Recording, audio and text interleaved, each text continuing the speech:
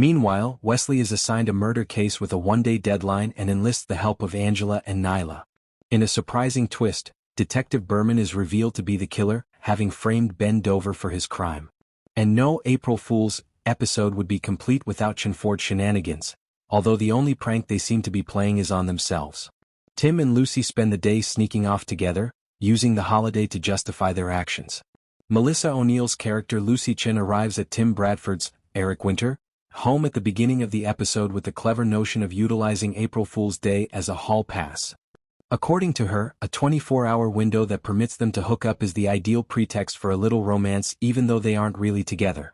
Anyone who believes they're reunited may just say it's an April Fool's joke. They do manage to have a brief makeout session at the station before the April 1st deadline passes, despite the chaos that is going on all around them throughout the day. The two lovers are not as discreet as they believe though. At roll call, Celina Juarez, Lisseth Chavez, is fast on the ball by holding hands for a brief moment. She confronts Lucy saying she's beaming, but Lucy insists there is no relationship between her and Tim. Sergeant Wade Gray, Richard T. Jones, summons Chenford into his office at the end of the episode to chastise them for dating again without telling anyone. Gray clutches his chest and almost passes out after they argue that it's only an April Fool's joke. Gray delivers a 1-2 punch just as it looks like he's having a heart attack, but he's actually just playing his own April Fool's joke and is doing just fine. Chenford should learn to play with our emotions from that. The case assigned to Wesley Evers, Sean Ashmore, has a fitting moniker, April Fool's Day. Wesley has 24 hours to determine whether or not to proceed with the murder accusation against Ben Dover. Yes, that is his name. Wesley requests assistance from Angela Lopez, Alyssa Diaz, his better half.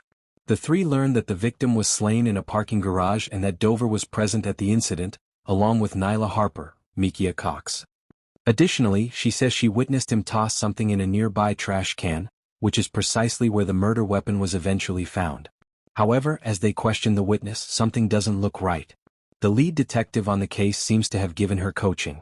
He confronts Nyla and Angela in a furious manner, but they learn via skilled detective work that he was actually having an affair with the murder victim's wife. To hide his tracks, he blackmailed the witness after killing his rival. The Ben Dover case is formally closed when Nyla and Angela successfully capture him despite his attempts to pursue them. Although Nathan Fillion's character John Nolan states early on that he doesn't enjoy April Fool's Day, this episode is probably going to make him even less of a fan. Connor Craig, David Gridley, a fresh rookie who transferred from the West Valley precinct, is assigned to train with him. Given the several balls flying out of lockers and the tin foil covering one officer's desk, Nolan initially believes it to be another hoax, but Gray reassures him that it was a genuine last-minute move.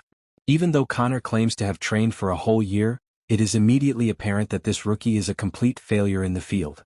He nearly causes a collision while driving, drops his pen and hits his head on the shop side, and then writes a traffic ticket improperly, making it appear as though he gave himself the citation. When Nolan and Connor go to a call regarding a domestic conflict, the situation worsens. As they get there, we recognize Teddy, Sardarius Blaine, and Anita, Amanda Payton, from episode SAXS Valentine's Gala. It is known that Teddy has a strong temper because he had already attacked Tim in that episode. Nolan uses the call as a training session for Connor, but Teddy is charged with assault after striking Connor in the face. Nolan queries how Connor could be deemed a qualified trainee on paper after the call, given that he would not be prepared to serve independently after just 1 month. Sergeant McAdams, Connor's training officer, acknowledges that he already had severe concerns about Connor's capacity to become a full-fledged police officer when Nolan approaches him. Because he didn't want to go out on a loser, he assisted Connor in skating until he could pass him off because he intends to retire. Unfortunately, by failing to adequately train Connor, Sergeant McAdams has put all of the other officers, especially Nolan, in danger. When chaos breaks out in the city, Nolan chooses to give Connor the remainder of the shift to prove himself. Tim has been assigned to oversee the day's work, but when he has to deal with Libby, the station's new social media intern, the job becomes a nightmare. Initially, this iconic Gen Z figure creates mayhem by posting on the LAPD that it's Parking Ticket Amnesty Day. She asserts that it's an April Fool's joke when Tim questions her about it, but that the captain granted her a long leash to increase our social media following. Tim criticizes her, but she responds, "Your whole vibe needs work."